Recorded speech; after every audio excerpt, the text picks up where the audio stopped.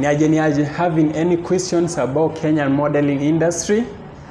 Say no more. The one and only founder Vela Modeling Agency is in the building. Leo being another Sunday, atakuwa na break down more about history yote hizo maswali zote zenye umekuuliza. So kama we are live from the Emory Hotel, tuko best hapa hivi Kileleshwa Kandara Road. Unafaa kupay a visit like so that to get to see our incredible services and so forth. Actually tuko na offers pia, make sure unafika pale IG Emory Hotel, have a look, then you definitely know what we are talking about. So right about now, before tuendelee sana, ni introduce the one and only na muitanga Madam CEO. Let's take a very quick break, then we'll be right back in a few.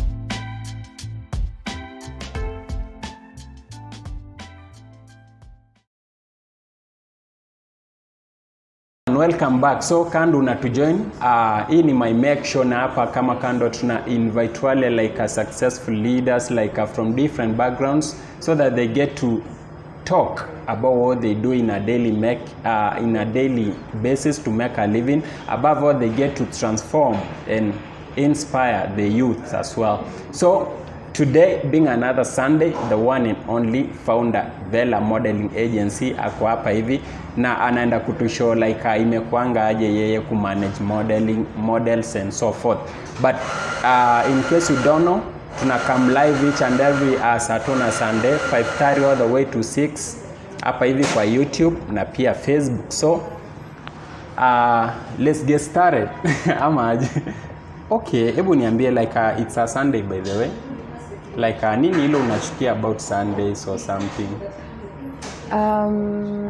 I don't think there's anything I hate about Sunday. Okay, what do you love about Sunday? It's the only day I get to rest. Okay. For now, because we usually have our trainings on Sundays. So before COVID, there was no resting, but at least now we can relax a little bit. Yeah. Okay. Why do you prefer to have like trainings on Sunday, not on Saturday? That is the only time all my models are available. Okay. So we usually, most of my models are either students or they're employed. So the issue is getting them during the weekdays is a bit of a hassle. Okay. And then we also don't want to stretch people so much. Imagine going to work, not a job 5, and then you come into training from 6 to 8. It doesn't make sense for us. So we prefer to just have a day where everyone can actually make time in the afternoon. Indeed, I appreciate that. So Pia, I believe when I'm say busy sana, a very special shout out to you for making time for this show. Asante. Yeah, I really appreciate. So like talking about models and so forth, like can you just let me know 3 complaints zenye umeonanga ma models waki-complain sana about? The first thing models complain about sana is the modeling standard. Okay. But you see, I don't think it should be a complaint, kwa sababu we have different types of modeling and people fit different types of modeling. Okay. All of them have different requirements. Okay. So you can't tell me just because you're not tall enough for a fashion model, you cannot do commercial modeling. So I sometimes feel like the complaint is irrelevant. But yes, your issue, your height, inakwanga a very big deal. The second complaint we get is skin tone. Okay. Now, our industry is very biased when it comes to skin tone. People love lighter looking girls, and the darker looking girls become a bit ignored. Yeah, so unapata. But come on, I know Rubaby and she's dark and she's selling. Yes, that's one person who's selling. How many other dark models do you know? Oh, so kuna wengi wako rejected behind. So okay. look at billboards. Okay. If you look at billboards along Mombasa Road, how many dark girls do you see on a billboard as compared to lighter skinned girls or Okay. lighter skinned women? The ratio is not, it's not an equal ratio, it's not a 1-to-1 ratio. Okay. So unapata, a lot of people complain about. It's something I also complained about when I was in the industry. So yeah, it's a thing we are working on. Because you see, internationally dark girls are doing well. Unfortunately here it's a bit of an issue. And then the third thing people complain about is body size and weight. And unfortunately or fortunately, we don't look at weight. Sisi hatuangaliangi weight ya mtu atijui na weigh what kg, I mean kama a model qualifies in all things, height nini, but her body is a bit huge, are you going to receive that model? We don't have an issue. The issue si weight, issue ni size. Oh, kuna weight na kuna size. Na kuna size. Okay. You can be a weight, let's say 90, or not even 90 is too high. Okay. You can be a weight 70, but you're skinny. Or because your bones are heavy. Amu unaweza kwa weight 50, but when ni mnene kidogo. Okay. So what we look at in modeling, we look at your measurements, your bust, your waist, and your hips measurements, which eventually inakwa your dress size. So if you're a dress size 8, 10, 12, 14, 16, from 10 to 16 only plus size. 8, from 2 to 8 only fashion, like standard fashion models. Unaelewa? But so we don't discriminate. Okay. As long as you fit your range from 2 all the way to 16, haina shida. Okay. Yeah. So personally, which height are you? I mean, I am 5'11.5. Okay. Still okay, you can pass. But are you recording? Yeah, but uko the other side. Oh, I'm not in your view? Yeah. Sorry. 5'11.5. You know, I feel like for your how can I say, for your agency, like standards ziko juu sana about height and so forth. Is that true? Yes. Why so? Again, different modeling agencies, different requirements and different target markets. Okay. Target market yangu haikuwa Kenya and still si Kenya. The Kenyan market is a bit dilute. Sahizi. If you look at international models, hata usiende mbali hapa to Uganda, those girls are very tall. The men, in fact, hakuna mwanaume less than 6'2". So when you look at the Kenyan market, comparing it to the Ugandan market, even my models, when they go to Uganda, they're short. And you see, my market was not Kenya. My intention was to grow into go global. I want to go global. Yeah. So if I'm going to pick people who do not meet the requirements of international standards, then where am I running an agency? You know, hapa Kenya fine. Hapa Kenya utaona mtu ako height 5'5", 5'6" anakuwa kwa runway. There's nothing wrong with that. But then you see mtu 5'6", 5'5", hapa to Uganda. Hata model hata fika kwa runway. Hawezi. Okay. I think there are so many things you're doing as managing modeling is part of it. Maybe mbona ukachoose to work na models? Is it because maybe nitasema is it what you are interested in? Interestingly, no. I never intended, sikuwa na intend kuwa na agency. I never intended to start an agency or even manage models. Okay. I was a model myself between 2013 and 20 until now. Let me say until now. Okay, during that time, you say you're the manager, you're the founder and so forth, but during your time with model, maybe what kind of, what's the experience and you undergo during that time? The industry was tough. The industry was tough. The industry was selfish. Hakukuwa na mtu anaweza kusaidia. Everyone was like looking out for themselves. So as you grew, unaanza kulearn vitu and you're like, I'd love to change this. I'd love to change. Mbona watu wako hivi? Mbona iko hivi? It's not supposed to be like this. So like, do you feel like the way people were during your time is still the same case or kuna some changes? A lot has changed.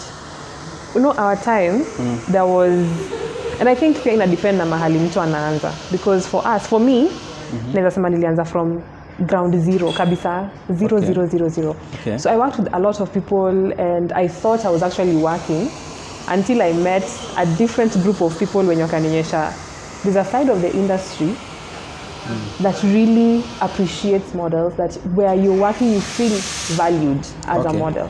So in a time ingebidi uanzie from scratch, but saizi it's easy. Saizi it's so easy for mtu aingie tu na aende come and make it.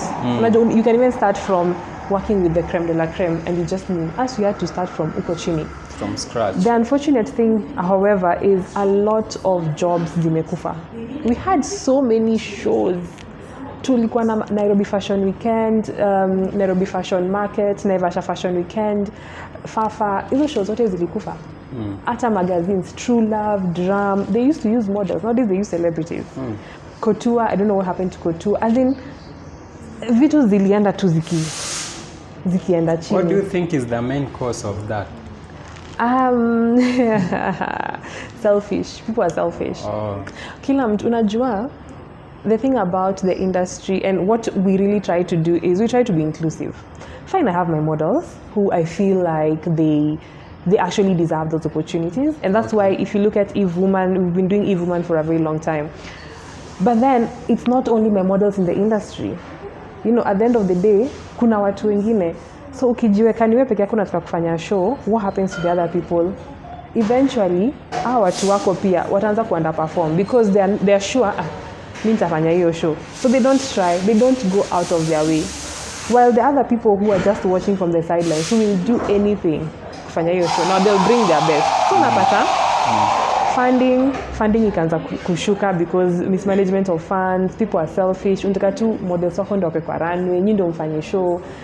Watu wakaanza kulipa models. Unapata models are being paid kama hii mwaka 2014 watu walipwa 20k kufanya hiyo show per model. The next year walipwa 8,000.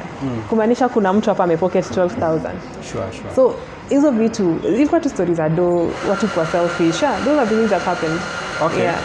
So can I say as a CEO and founder Vela Models, like what makes your agency stand out apart from others maybe? I think my work ethic is everything, because I've learned in business you need to have a working system. Hauwezi tufanya biashara atuna mtalo unajisikia kufanya hivi unafanya. No, you have to have a plan. January to December najua this is how we run, these are things are supposed to run. We have auditions, as in we have planning. Sure. You see, and I think it's also easier for even our models to plan around our schedules, because after keep to stress and there isn't that much work even. So I think what sets us apart the most is our work ethic. Number 2 is our modeling standards. Okay. Because like you said, they are very high. Our modeling standards and the kind of clients we target. Okay. Because that matters a lot, especially when you're determining how models are going to get paid or how long they're going to survive in the industry. For us, our target customer is very different from other people's target customers. Okay.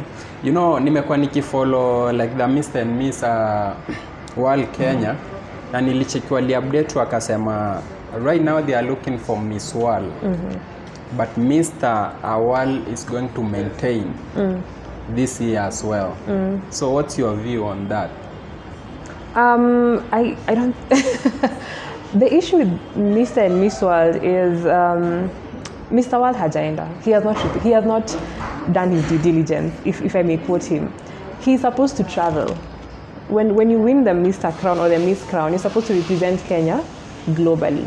So it wouldn't be fair to him if the pageant happens and he hasn't traveled yet. He hasn't gone yet. It wouldn't be fair to him. That's supposed to be part of the package. Okay. Yes. Nilicheki Miss World alienda, but what do you think is the main cause? Maybe ilifanya Mr. World asiende ama what's happening? So the thing about Miss World happens every year, and you see with Kenya we've been participating in Miss World every year. We've never missed. Sure. We have never missed Miss World. So every year we usually have to take a miss. That's a guarantee. Okay. With Mr. World, however, we adopted Mr. World a little bit later, and so what we normally do is we participate every 2 years, not every year. So when Frank won, he was supposed to travel last year. Okay.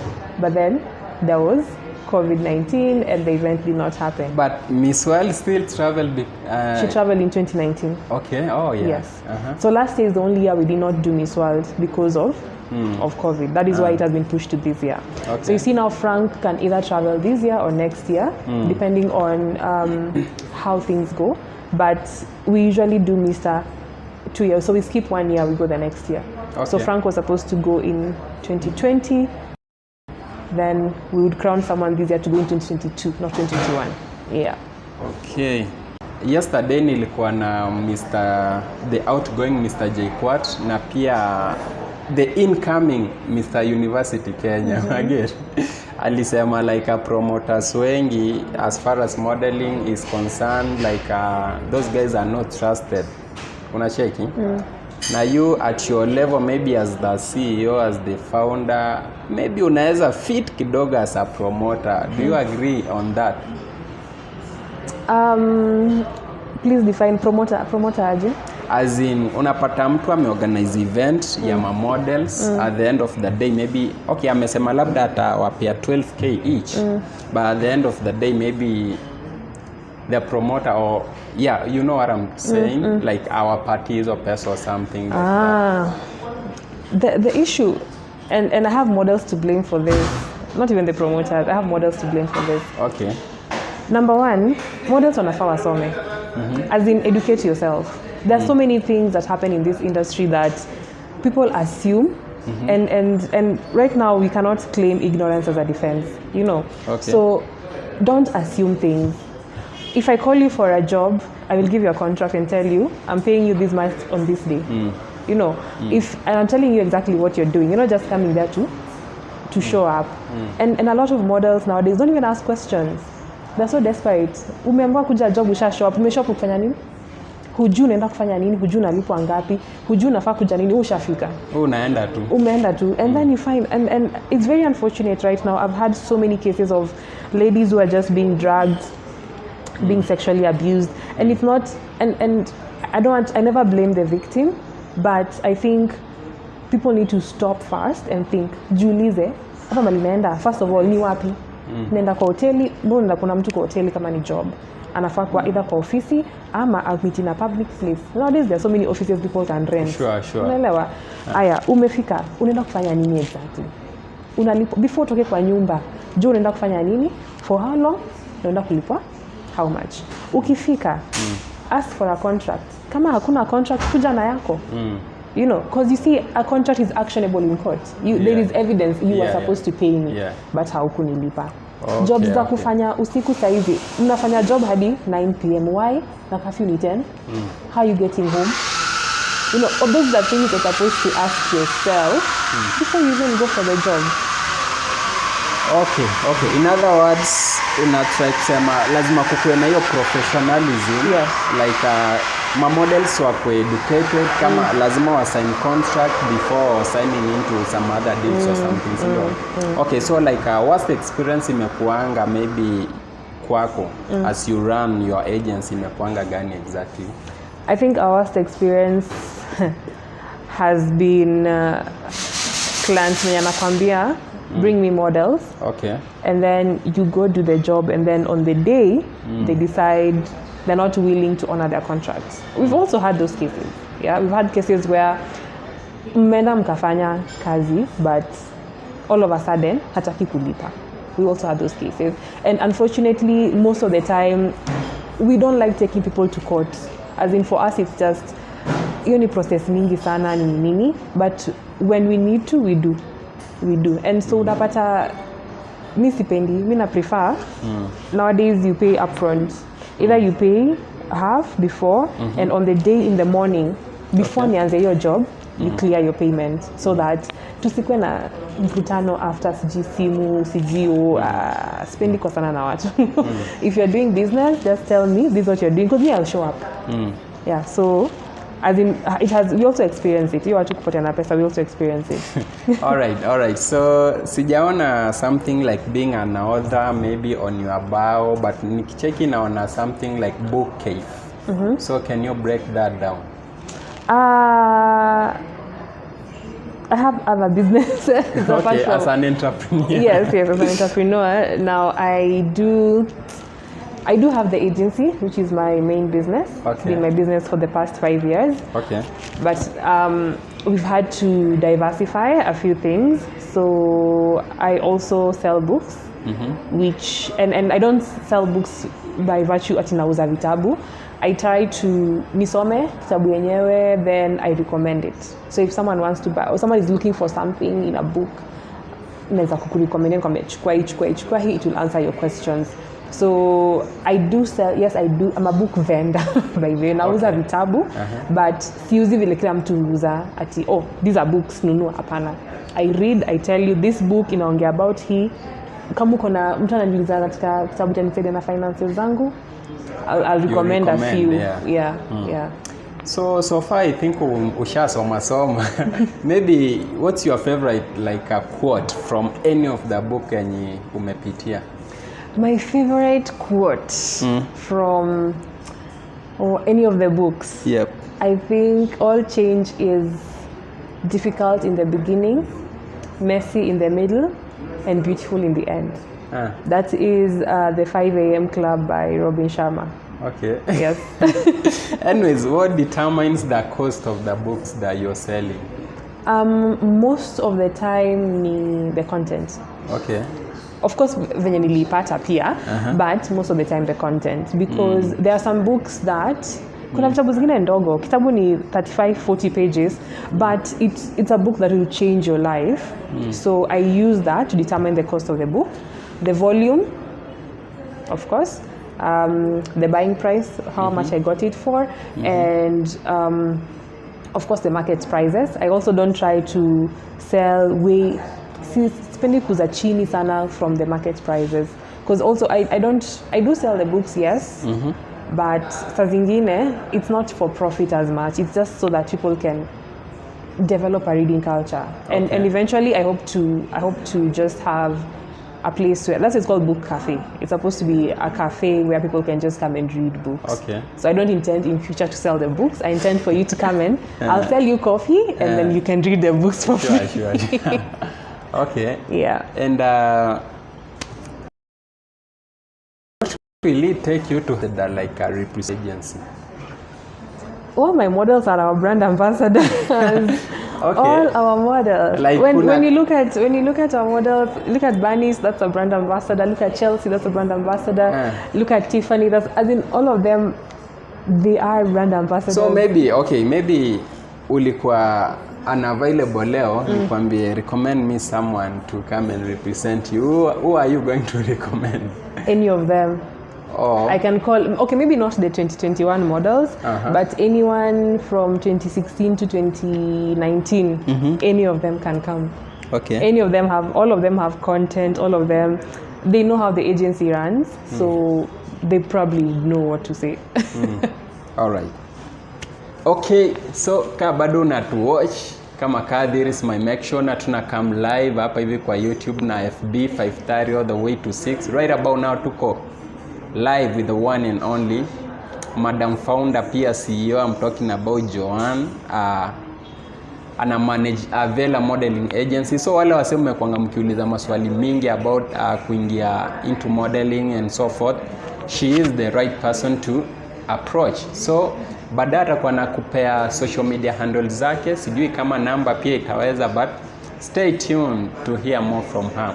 So like nitasema aje, you as a CEO, like nini ile una feel kama umechange at least from vitu hawa wengine wanadu, ama you know, nini ile una feel kama hii yenyewe hii nimechange and it's different within my agency? I don't even think it's within, I think it's within the industry, not within the agency. Content.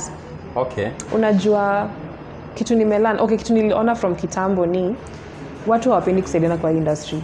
Watu wanapenda tu kupigana. Mimi kuna mtu alishaniambia ati hata wewe niachia kazi yake unless nichukue mimi mwenyewe. And that's what I did. Then nikachukua kazi yake na nikaanza kummanage. Okay. And so most people don't know where to go for information. And I think that's why even the first thing I wanted to do when I started the agency was have a website, which I did initially in 2017. Then I closed it down because I was like, e-website, kidogo, fine, it's just a website, you see my models, but what value am I adding to models?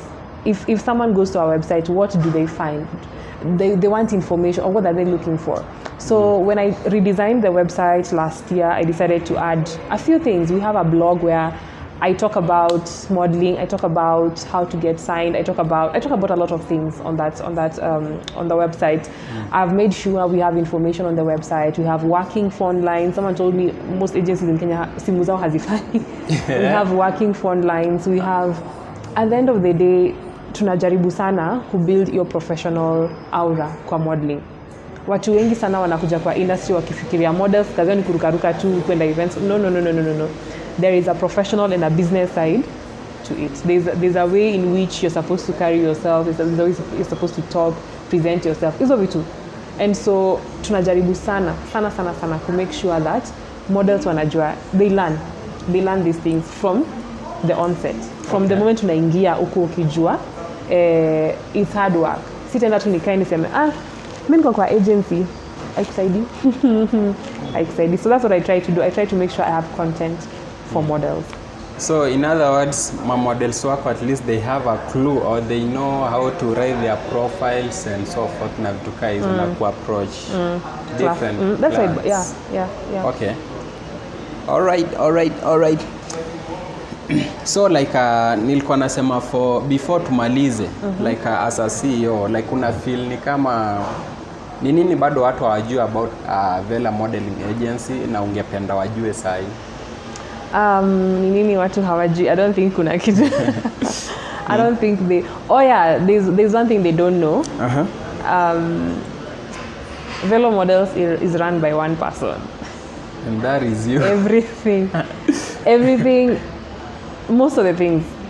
Basically everything. How do you manage to run just an agency by yourself? Plan, najipanga. Unajua, okay fine, it's so easy once, that's why I told you need a working system. Initially nilikuwa na struggle and I had a team. I still have part of the team, but just they're doing different things, so you can't involve them sana. Like I only involve them when I need to consult, when I need to make decisions.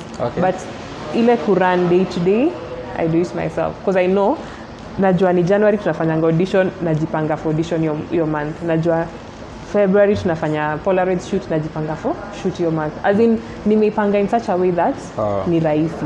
Okay. Well, at Vela Models pale IG, make sure unafika huko wa follow na pia unaweza DM huwa mna reply. Wasi DM watume email. Okay, professionalism. Anyways, at Vela Models pale IG unaweza follow. I think kuna email huko ama? Iko hadi phone number. Yeah, kuna email, kuna phone number in case you need. So, at Emory Hotel kama kawa, at Nips College, make sure una to follow pia. Keep following us for some goodies. Nitakuwa napeana hapo hivyo giveaways. Make sure sizikupite kama saa. A very special shout out to Nibs town campus na pia main campus. Wase wote mnawakilisha, tunawacheck na you already know how we do this. So before we wind up, kuna msee anadai kukujoin. Wacheck, kuna labda msee amekuwa akisikia more about your agency na he or she is willing to join you. Like what kind of qualifications ama nini ile mtu anafaa kuhitaji ndio kujoin sahi, or are you still taking in? We only take models once a year in January. Hiyo ni standard, that never changes.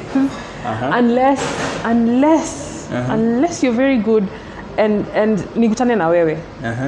Sasa unitafute, mimi ndo nikutafute. Wewe ndo mtafute. Mimi ndo nikutafute. Nikutafuta sawa, but one time nawe kwa town, kwa street nini, and I see you and I'm like, you, yes. Fine, but we usually only take models in January once a year, and minimum requirements. Hizi ni minimum requirements. Hizi ndio unafaa ufike hapa. Si ati hii ndio maximum. Last year we had a really interesting audition because it was online. And I think we wrote minimum age is 19, and someone told me they're 23, and I was like, But 19 is as in haufai kwa below 19. Sasa tunafaa kuwa 19. As in watu wanafaa kuelewa. That's what I'm saying. What else read? Anyway, minimum requirements, our height requirement is 5'9" for ladies, 5'10" for men. Body size we don't really look at. For ladies, we take any size between 2 UK to 14, 16 UK. And men, we don't really consider the body size. And then of course, yeah, that's it. Hizo vitu mbili pekee. I think jana tulikuwa na Mr. Jquat pia. Unaona kama yeye maybe ana qualify kujoin nini yako? What do you think? We shall see. Sawa. We shall see. There's a lot of things we look at. It's not just because you might unaweza kuja upate kuna watu wako na height na kuna watu wako na hiyo mwili. And then upate people who are better than you and you're like, damn, okay, because you see when they come wakikujanga wanakujanga wengi. I have like 20 people, all of them same height, same body. Now what makes you stand out? All right. Yeah. But they do have your offices somewhere. Yeah, so right now we are working remotely, and the reason why I don't share our offices is people like just walking in. Nishakwambia audition ni January, umekuja March, kufanya nini? As in bado tusaidiani. So unless someone it's a really important what do you call it? A really important issue that we need to address. Maybe it's a client. Clients, most of them don't even come to the office. Interestingly, they call. They prefer to just malizana kwa simu, we move on. Okay. So we don't really share our office location. No. All right. By the way, a very special shout out for you kwa kukam. Asante. I appreciate that. A very special shout out to the whole gang. I'm talking about kina Banis, kina Chelsea, kina Tiffany na wengi. By the way, sijuangi my boys. My boys. Tuko na Alvin, tuko na John, tuko na saizi tuko na wengine wapya. We have nimewasahau majina. Okay. Sawa. Anyways, kama mnawatch, a very special shout out to you wherever you are watching from. Oh, it is my make sure, ladies and gentlemen, have a great week ahead. Sawa.